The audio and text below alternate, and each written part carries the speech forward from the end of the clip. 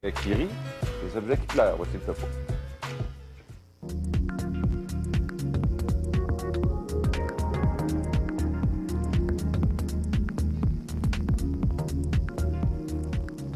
Jaime, on est dans tes studios, c'est ici que tu travailles, et toi tu travailles d'une façon un peu particulière, tu travailles à l'espagnol? À l'espagnol, c'est-à-dire la journée, c'est les coups de fil, c'est le bruit, c'est un petit peu l'action, c'est l'activité, puis le soir arrive, c'est plus paisible, on met la musique, on se réfugie, puis on laisse libérer carrément notre esprit à nos folies, nos désirs, nos fantasmes et nos rêves.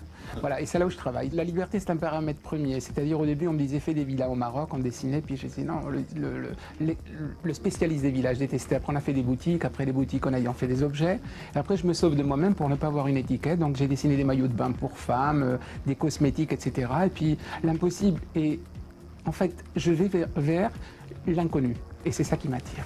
Est-ce que Montréal est une ville design? Et les designs issus de la liberté, donc c'est un design assez hybride qui est intéressant parce qu'on va vers ça, et aussi basé sur la liberté. Donc il y a du design, il n'est pas comme on a certains pays où on voit par exemple l'Allemagne c'est la rigueur, etc. L'Espagne c'est très folklorique, coloré, etc. Montréal a cette faculté d'être libre dans sa créativité, et belle comme les femmes. Hein. Après, je n'échappe pas aussi au même sujet. Donc effectivement il y a un design qui est très éclatant, très libre, très hybride et très intéressant. S'il y a des gens qui aimeraient voir ce que tu as fait à Montréal, on pourrait voir. C'est très facile. Les produits qu'on produit aux États-Unis ou en Espagne, en Europe, sont vendus chez Tried, chez Avancen. Qui d'autre? Je pense qu'il y a 3 compagnies. Peut-être Urbana va produire quelque chose. Elle, c'est la Toi, qui vient avec la Moi. Alors, elle s'appelle Toi et Moi. C'est au musée de Québec, curieusement. Et en fait, voilà. Alors, c'est quoi? C'est les épaules larges de l'homme qui protègent la femme, qui l'enlace. Et l'un ne peut pas vivre sans l'autre. Donc, c'est une déclaration d'amour et une attirance de l'un vers l'autre.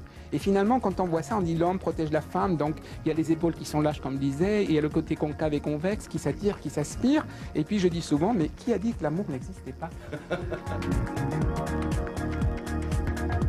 Je me suis dit, tu sais, si on fait une discothèque, en fait, la métaphore, c'est d'aller à la pêche.